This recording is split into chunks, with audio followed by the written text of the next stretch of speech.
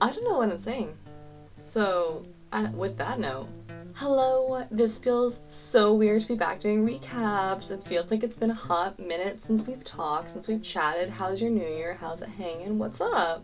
I don't understand how people drink coffee and, like, it doesn't spill when I do these. It's like therapy for me. not because not because I'm just ranting, but because I learned something about myself. So, for example, I've learned today that when I drink liquid, I prefer, like, I can't just be like, that's weird. Like, I can't just drink and look at the camera. I must look at the liquid. Do you all do that? Is that a me thing? Is that a human thing? See, it's weird.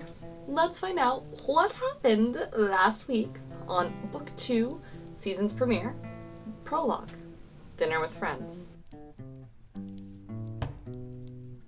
A few days after destroying the weapon in Perona, the dudes gathered for a group dinner. With everyone together, Philip announced that he was ready to do something they had put off months ago, heading into the Tower of Blight to save Cornal. Though Liam agreed, Setlali and Nameless were concerned about what would happen to Galenth. Though Setlali wanted them dead, Philip insisted they have to keep an open mind. With tensions high, they went their separate ways for a few weeks, each with a goal in mind. Setlali headed across the maledicted waste to the city of Larima to meet Professor Vental, an old friend of her master.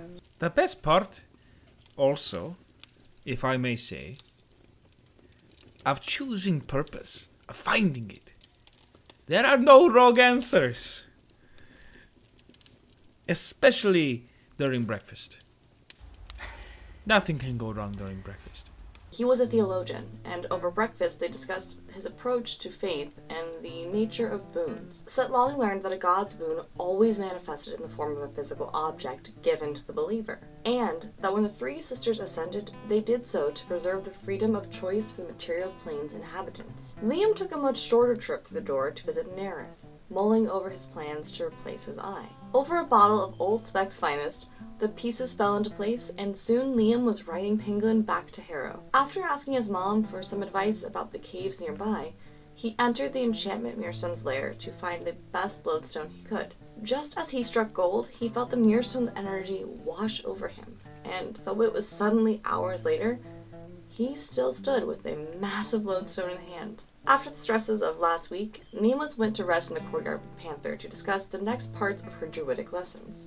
However, as a side effect of his captivity, Panther was suddenly able to recall his entire history, and he didn't want it to remain secret. He told her that his exile was the result of not wanting to serve his role as a Sylvain sacrifice, a role that he instead tried to pass on to Nameless. Only through Herrick's intervention was she saved. Though this infuriated her, she told Panther he needed to stay around to teach her, but only as a teacher. So I think it'd be best if you sleep out here tonight.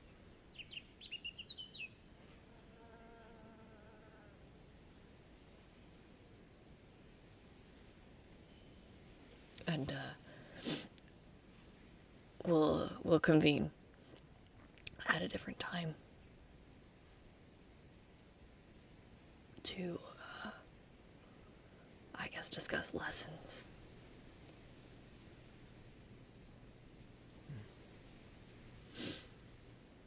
I have a lot to digest. Afterwards, she went to visit the Mirstone under Sested, using it to speak to Galenth. Although it had warned her, should she try to free them, she would be imprisoned as well. Brought face to face with the Tower of Blight's captive, she asked if they would be able to help her find Arwen. Their answer? Yes, but only if they were freed. Meanwhile, Philip made his way back to Farah to visit the Bavarish dwarf who, many months ago, had sent him to Ulankar. His suspicions were confirmed. He had been sent to Rakia in hopes that he would be punished for his father's actions, which had destroyed the Bavarish clan. Philip swore he would help them rebuild, and the two formed a partnership. He then followed rumors of a Bavarish family to the northern reaches of Rakia. However, he ran into Hunters of Valinor, a group of orcs who slew monsters to maintain the balance in the ecosystem. Among them, he confronted a truth that he had been afraid to admit, that he was not a gnome. With these strangers, he finally began to accept his body and voice. What happens when they all return? Are the dudes truly ready to head to the tower? Find out this week. on the natural ones.